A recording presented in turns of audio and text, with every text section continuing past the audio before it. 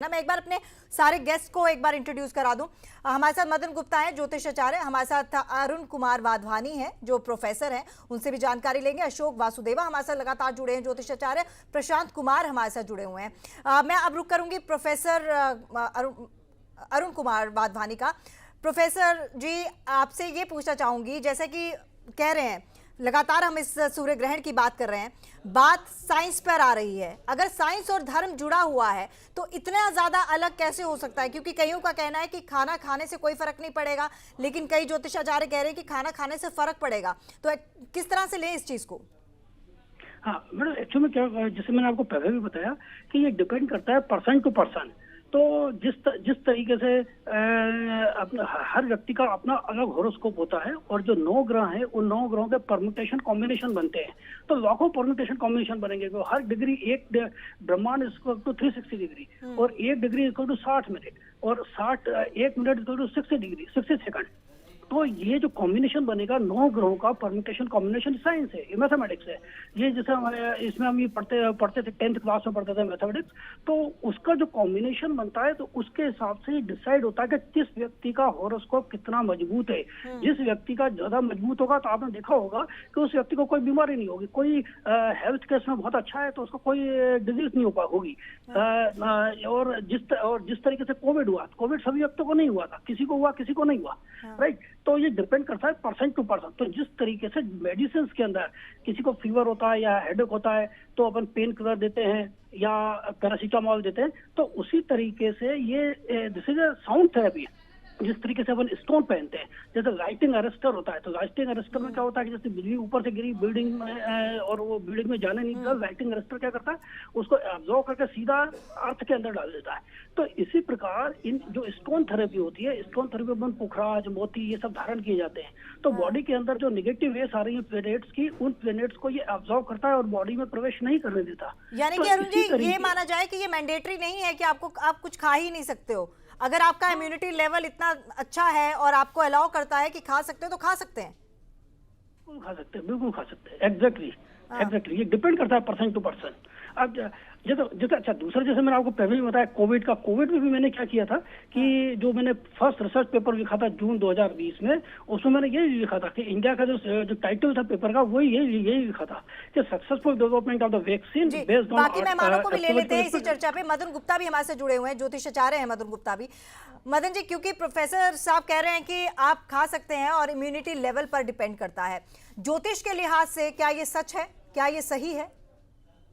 जी, चंडीगढ़ से मैं Madan Gupta, Spatu astrologer. Madam, मैं थोड़ा सा डिफरेंट इसमें एटीट्यूड रखता हूँ। अभी ये 2 ग्रहण लग रहे हैं। सूर्य ग्रहण आज है और 2:30 से लेकर 6:30 बजे तक चलेगा। एक धार्मिक परिपाटी चल रही है कि सूर्य ग्रहण के अंदर कुछ खाना नहीं है और सारा कुछ बंद रखना है। मैं इसमें जो सहमत हूँ वो ये है कि सूर्य को नंगी आंखों से नहीं देखना चाहिए। प्रेग्नेंट लेडीज को इसकी जो धूप है उसमें नहीं जाना चाहिए, और फिजिकल या हार्ड वर्क नहीं करना चाहिए। खाना पीना जैसे कि हमारे धार्मिक ग्रंथों में कहा गया है, तो ये जैसे 2:30 बजे से पहले निपटा लें तो बहुत अच्छा है। अब यहाँ पर बात आती है कि जो विज्ञान की, पहले क्या होता था, जो मॉडर्न व्यू अब मैं बताना चाहता हूँ वो है कि पहले खाना पीना ओपन में होता था और आजकल सारी चीजें कवर्ड हैं। इसलिए सूर्य की किरणों का जो विकिरण है, जो अल्ट्रावायलेट रेज है, जिसके कारण ये माना किया जाता है, वो तो पड़ ही नहीं रही है। आपके सारा खाना फ्रिज में है, अनकवर्ड तो है ही नहीं, और दूषित कहाँ से हो जाएगा। इसलिए जो खाना आपका रखा है उसे खाने में कोई हर्ज नहीं, और जिस टाइम मर्जी आप खाइए, क्योंकि आप अंदर बैठ के खा रहे हैं, किसी होटल में खा रहे हैं, घर में खा रहे हैं, ओपन में नहीं खा रहे हैं, कोई आप गाँव में नहीं रह रहे हैं। दूसरी बात ये कि अभी 2 ग्रहण इकट्ठे रहेंगे, जो मैं एक साइंटिफिक और कुछ कहना चाहता हूँ कि ज्योतिष में अगर 15 दिन में 2 ग्रहण लग जाएं तो प्राकृतिक आपदाएं आने की संभावना बढ़ जाती है, और ये पुराना रिकॉर्ड भी रहा है। मेरा एक आर्टिकल है जो 1905 से लेकर और अब तक जितने ग्रहण लगे हैं और जितने भूकंप आए हैं उनका एक विचार किया गया कि मदन जी, आपने बहुत अहम बात कही, और मुझे लगता है कि प्रशांत कपूर इसके लिए बिल्कुल सही रहेंगे क्योंकि प्रोफेसर हैं और साइंटिफिक तरीके से समझाएंगे। क्योंकि प्राकृतिक आपदाओं की बात हो रही है और पिछले 2 सालों में हमने देखा है कि कोरोना ने किस तरह से सबको घेरा और कोरोना ने कितना सारा नुकसान भी किया। तो क्या प्राकृतिक आपदाओं से जोड़कर देखा जा सकता है इस सूर्य ग्रहण को? ज्योतिष आचार्य ने तो कह दिया कि ये इन सब चीजों का फर्क पड़ता है, लेकिन साइंटिफिक लिहाज से ये ट्रांजिशन कैसे देखा जाए?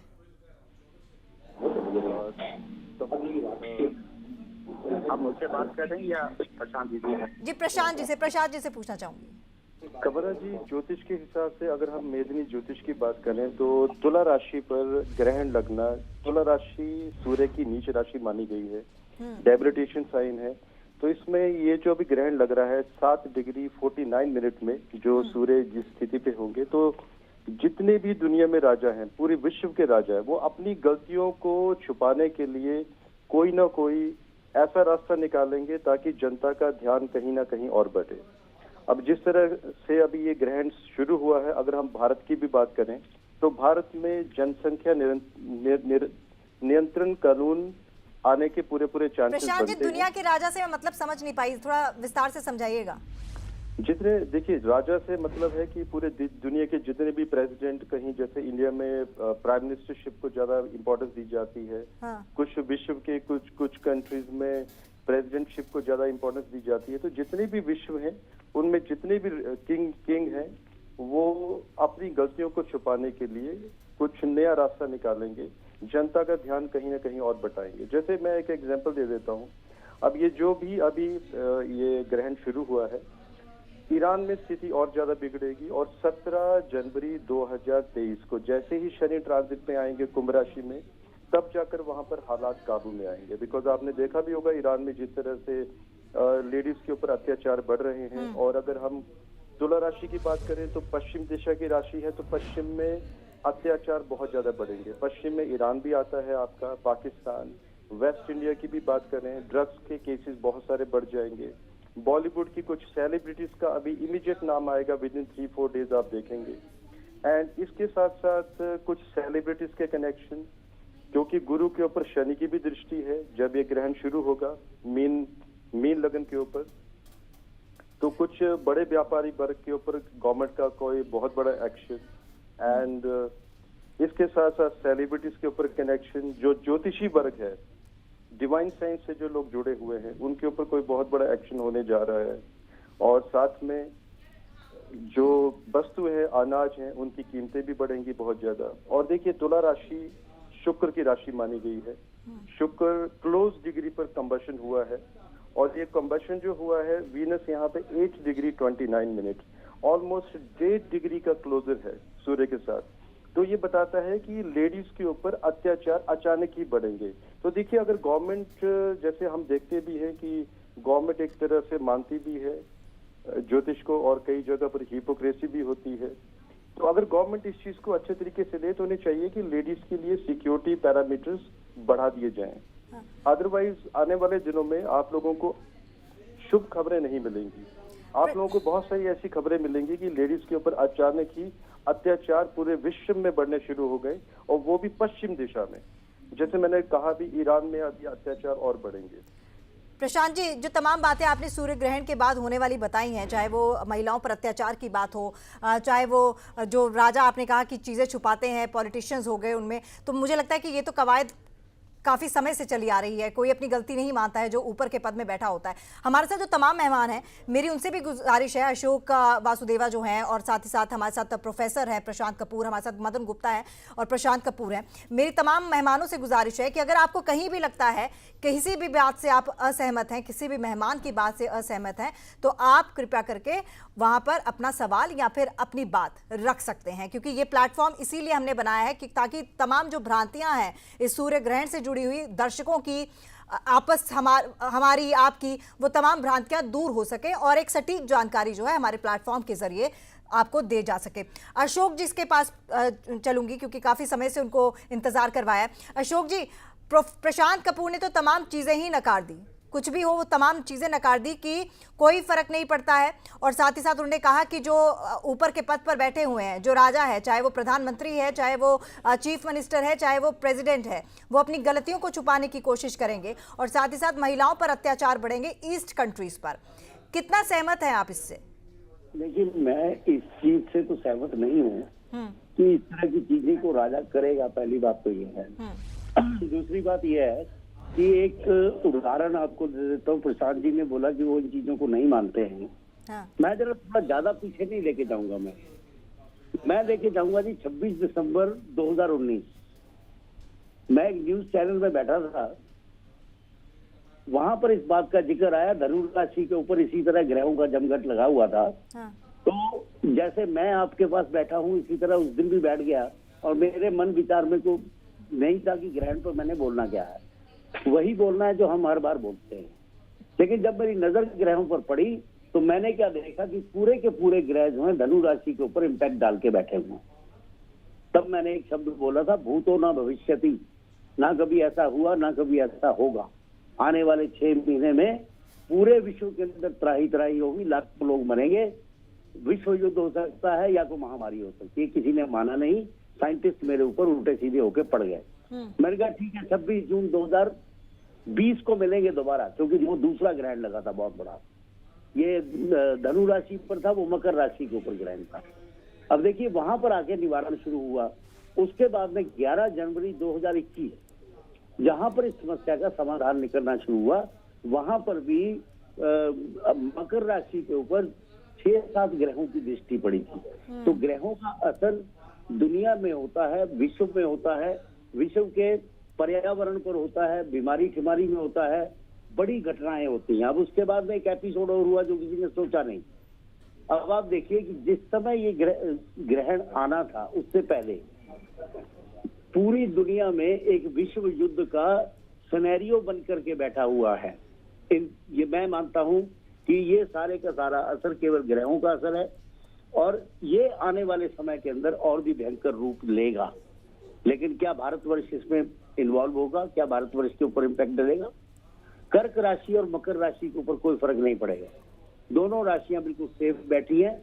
हम लोग जो है, चाहे विश्व युद्ध हो जाए, चाहे और भी कोई ऐसा आपदा आती है, तो भारतवर्ष उसमें अछूता रहेगा, अनटच्ड रहेगा, कुछ नहीं होने वाला इसको।